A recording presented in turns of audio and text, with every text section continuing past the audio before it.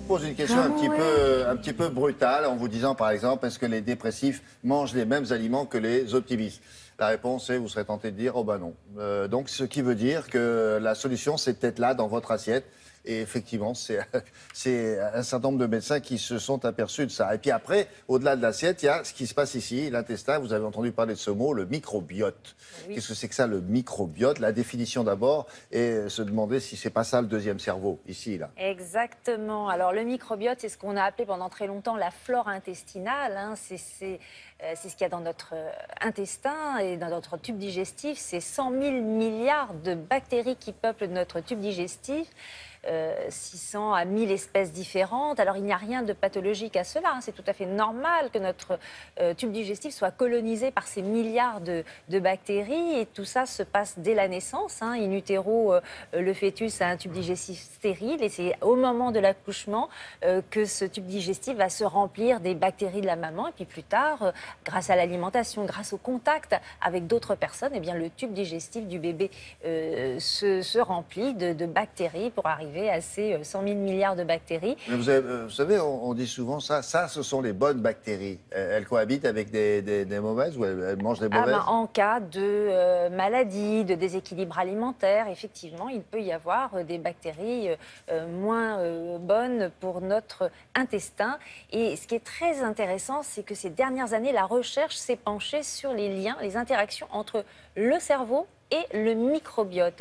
Alors ça peut paraître un petit peu étonnant parce que pendant très longtemps on a pensé que le cerveau c'était un organe un petit peu d'abord noble, enfermé de façon un peu plus éloignée dans la boîte crânienne et se dire aujourd'hui qu'il communique avec l'intestin, et vous avez raison qu'on appelle aussi le deuxième cerveau. On va se dire c'est vulgaire, c'est la noblesse, et puis il communique avec, voilà. Voilà, et du coup on s'est demandé s'il y avait un lien. Par exemple, est-ce que le microbiote peut avoir, la façon dont dont notre tube digestif est peuplé par ces bactéries-là, est-ce que ça peut avoir un lien avec la dépression? Est-ce que ça peut avoir une influence sur les troubles de l'humeur? Est-ce que certaines dépressions peuvent être expliquées par la qualité du microbiote?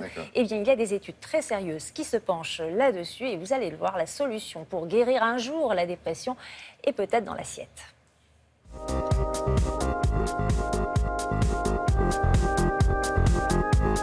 Le microbiote, qui est dans le tube digestif, et le cerveau, qui sont relativement éloignés l'un de l'autre, l'un dans le ventre, l'autre dans la boîte crânienne, ont de nombreux moyens de communiquer entre eux. Il y a deux grandes catégories.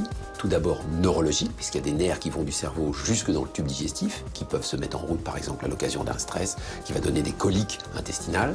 Mais il y a aussi des informations qui circulent par voie sanguine, comme des hormones qui sont produites par le tube digestif, qui peuvent atteindre le cerveau et lui donner des instructions ou des informations.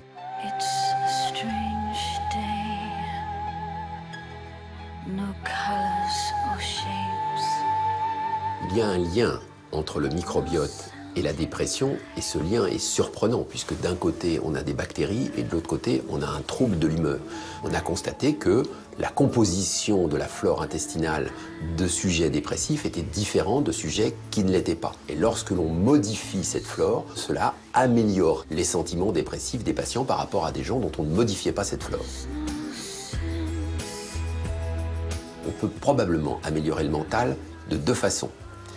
Tout d'abord en recommandant la prise de médicaments contenant des germes qui vont modifier la composition des bactéries. Ce sont ces produits très connus qui s'appellent des probiotiques et qui, en jouant sur la paroi intestinale, vont envoyer des informations au cerveau pour améliorer son état mental. La deuxième façon d'agir, c'est l'alimentation qui, en modifiant directement des bactéries dans le tube digestif, va modifier la nature des informations qui sont envoyées au cerveau et donc réduire l'activité responsable du stress ou de la dépression.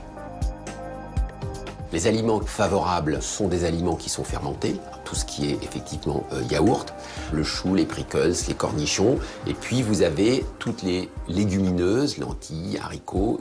Tous ces aliments ne sont pas supportés par tous les intestins. Il faut que chacun, au milieu de cette liste, puisse choisir ceux que son intestin supporte bien, mais qui vous permettra d'atteindre l'amélioration de sa santé mentale.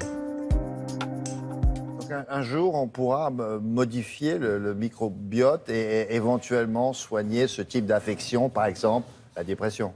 Oui, enfin on va dire un jour, Un jour. c'est pour demain ou après-demain. Mais c'est vrai que les dernières recherches vont dans ce sens-là, en tous les cas la recherche animale pour l'instant, notamment à l'Institut Pasteur. Des chercheurs ont réussi cet exploit. Ils ont guéri la dépression de souris je crois qu'ils ont rendu dépressifs, plus exactement. Ils ont fait des greffes de microbiote, vous voyez, ça va loin. Ils ont rendu dépressifs des souris qui ne l'étaient pas en leur greffant le microbiote de souris qui, elles, l'étaient. Donc on voit qu'il y a des traitements qui vont être issus de ce style de recherche, mais bien sûr, dans quelques années. Si vous voulez en savoir plus sur ce sujet, je vous recommande le livre du docteur Philippe Godberge, « Qu'est-ce que tu as dans le ventre ?»